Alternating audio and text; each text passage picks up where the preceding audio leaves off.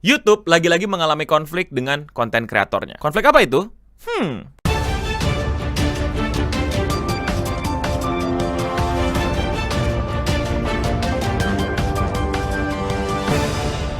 Hai Singam, gue Nemerin. Hai juga penonton lainnya. Selamat datang lagi di Seputar Internet, di mana kali ini kita akan ngebahas tentang Cory versus YouTube. Cory versus YouTube adalah konflik yang terjadi atau drama yang lagi ramai di akhir Agustus ini karena salah satu konten kreator atau YouTuber bernama Cory Kenshin mendapat sebuah perlakuan yang mungkin bisa dibilang kurang mengenakan dari pihak YouTube. Jadi ada apa sih? Kok tiba-tiba rame video YouTube yang berjudul YouTube Racism and Favoritism? I believe there is some racism involved within the policy team, and YouTube in general really doesn't care about black people like that. Jadi baru-baru ini konten kreator gaming Cory mengupload video gamenya The Mortuary Assistant, dan video tersebut kena age restricted atau pembatasan umur. Tentu saja Cory merasa ini janggal, maka dari itu dia ngecek dulu nih ke beberapa video-video konten kreator atau YouTuber lain yang main game yang sama. Tapi ternyata tidak ditemukan satupun video konten kreator lain yang kena pembatasan umur kayak dia. Cuman dia doang yang main game yang sama. Ya udah, dia mencoba untuk appeal. Appeal adalah sistem yang diciptakan YouTube kalau kamu merasa kebijakan yang YouTube kenakan ke kamu seperti pembatasan umur tadi kurang tepat, karena algoritma bisa aja salah. Yes, yang ngenain video kamu itu dolar kuning, pembatasan umur itu nggak selamanya human, bisa jadi mesin atau algoritma yang mengecek. Dan yang seperti tadi gue bilang, algoritma, bot atau robot atau mesin itu bisa aja salah, makanya ada appeal alias aju banding. Maka diajukanlah banding sama si Cory. Nah, ketika kamu banding, yang biasanya ngecek banding itu adalah orang alias human, bukan robot lagi, bukan algoritma lagi, bukan bot lagi, bukan mesin lagi. Jadi bener-bener orang yang berusaha untuk ngecek dan bilang video kamu ini salah kena kebijakan atau bener kebijakannya, cuman kamu try hard aja, nggak mau kena dolar kuning, nggak mau kena pembatasan umur. Setelah Cory ajukan banding, ternyata YouTube tetap bilang videonya bermasalah, tetap kena pembatasan umur. Waduh, Cory nggak mau menyerah. Cory akhirnya berusaha untuk menghubungi pihak YouTube kembali dan diminta cek sekali lagi. Masa sih kena pembatasan umur? Gue udah cek loh, konten kreator lain nggak kena, masa cuman gue doang yang kena? Representasi YouTube bilang, sorry nggak bisa, video kamu emang kena batasan usia. Dan Cory akhirnya nggak menyerah. Dia berusaha sekali lagi. Dan kali ini Cory juga bertanya, video gue nih kena pembatasan umur tuh alasannya apa? Karena apa? Karena di detik berapa? Karena adegan apa? Biar dia bisa belajar dari kesalahannya dan nggak lagi ngelakuin itu. Dan akhirnya pihak YouTube bales, bilang bahwa ya mohon maaf, video kamu kena pembatasan umur karena di belakang-belakang video itu ada adegan cewek yang kayaknya lagi depresi gitu. Dan itu cukup kurang nyaman untuk mata anak-anak. Gue belum mainin gamenya, gue belum lihat adegan itu. Jadi kalau kalian yang udah mainin silahkan komen di bawah, menurut kalian emang adegannya separah apakah sampai anak kecil kayaknya nggak aman untuk ngeliat adegan itu. Dapat respon penolakan lagi dari YouTube, Cory nggak nyerah.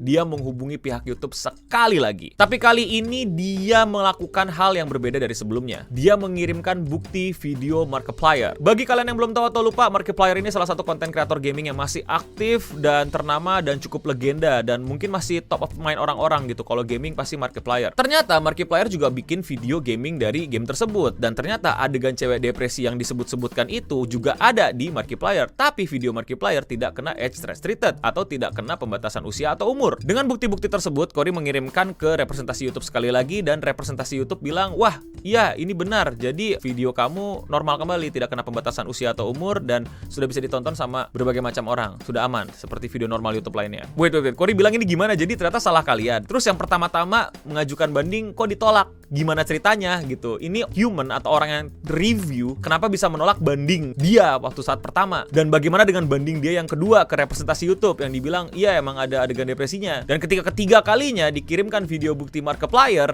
malah dibebasin. Dipikirnya dia Markiplier bakal kena age restricted, tapi enggak, malah dia yang dilepas pembatasan usianya. Nah ini kok bisa ada kebijakan yang berbeda di dalam kubu YouTube sendiri, yang bilang kalau video ini berbahaya untuk anak kecil, dan ada yang bilang juga video ini nggak berbahaya untuk anak kecil. Dari yang membedakan video gaming antara Markiplier sama Cory, gamenya sama, adegannya sama, yang beda yang maininnya, yang satu Markiplier, yang satu Cory. Ya mau nggak mau akan terlihat adalah warna kulit, yang dimana Cory adalah orang yang berkulit gelap, sedangkan Markiplier Kaukasian. Atau yang kedua, nama, yang satu konten kreatornya masih dapat jutaan subscriber, yang satu udah puluhan juta subscribers. Makanya keluarlah dua kata ini, racism and favoritism, antara rasis atau pilih kasih. Nah, jadi paham kan kenapa isu ini naik akhir-akhir ini di YouTube. Tapi belum selesai sampai situ. Kabar terakhir yang gue dengar sampai gue syuting video ini adalah video dia tersebut kembali dikenakan pembatasan umur. Dan yang lebih lucunya, video Markiplier juga kena pembatasan umur. Lah bagaimana?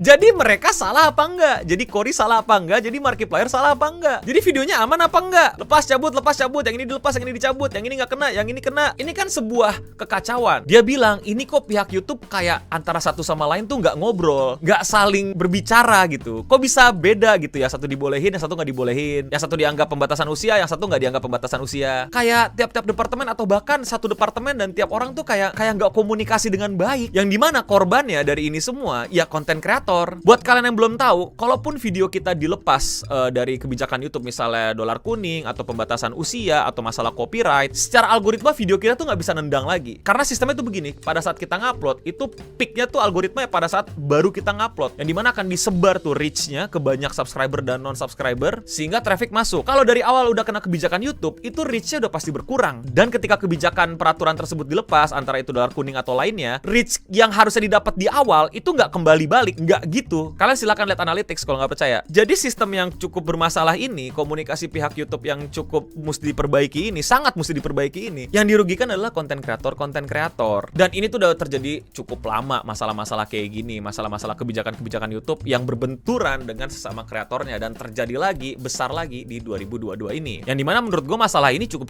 besar ya, cukup mengkhawatirkan gitu. Ini bagaimana orang-orang di belakang YouTube kok nggak bisa komunikasi, dan apakah benar mereka ini ada main pilih kasih? Karena menurut gue Cory yang disandingkan dengan Markiplier ini ya cukup keras buktinya. Dan sampai video ini gue syuting belum ada semacam statement tersendiri dari YouTube mengenai masalah ini. Tentu gue yakin ini masalah yang cukup bisa cepat diselesaikan sama pihak YouTube, yang dimana gimana caranya mengatur komunikasi antar departemen atau bahkan satu departemen biar kompak. Kalau enggak ya kreatornya makin bete gitu. Dan di tengah-tengah YouTube yang lagi mau kehantam sama kiri kanan nih, ada TikTok, ada Twitch, ada Facebook, ada Instagram. Harusnya yang kayak gini-gini tuh udah selesai. Harusnya yang kayak gini-gini tuh udah ngebuat YouTube bisa ngambil hati konten kreatornya untuk yes, oke, kita udah bebenah dan lihat hasilnya. Dan gue mau ngingetin yang kayak gini-gini pasti terjadi ya karena 1-2 orang ya. Kalau orang Indonesia tuh paling enak ngomongnya oknum gitu loh. Dan oknum-oknum ini kalau terus-terusan ada di situ ya bisa kacau nih YouTube. Relasi antara konten kreator dengan YouTube tuh dari tiap tahun tuh selalu diuji gitu. Tapi selalu ada aja yang kayak gini-gini terjadi. Dan jujur sebagai orang yang juga udah lama di YouTube agak sedih gitu kalau kayak ginian kok YouTube masih belum selesai, masih belum ada jalan keluar. Jadi banyak yang mesti dibenahi sama YouTube demi konten kreatornya. Kalau YouTube masih cinta dan masih sayang sama konten kreatornya, please buktikan. Dan tentu saja gue masih sayang sama YouTube. Dalam artian ya gue masih main di YouTube, gue masih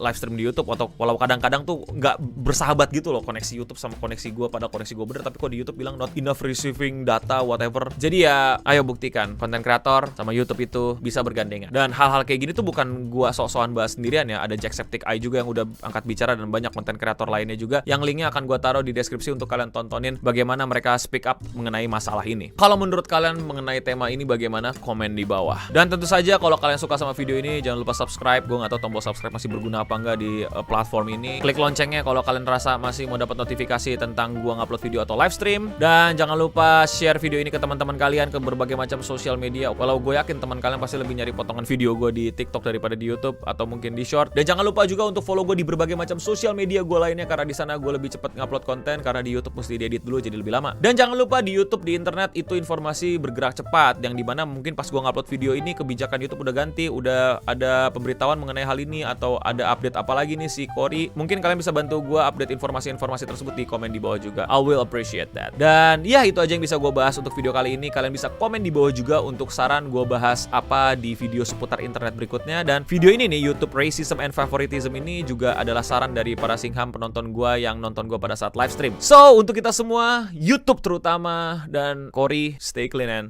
sound.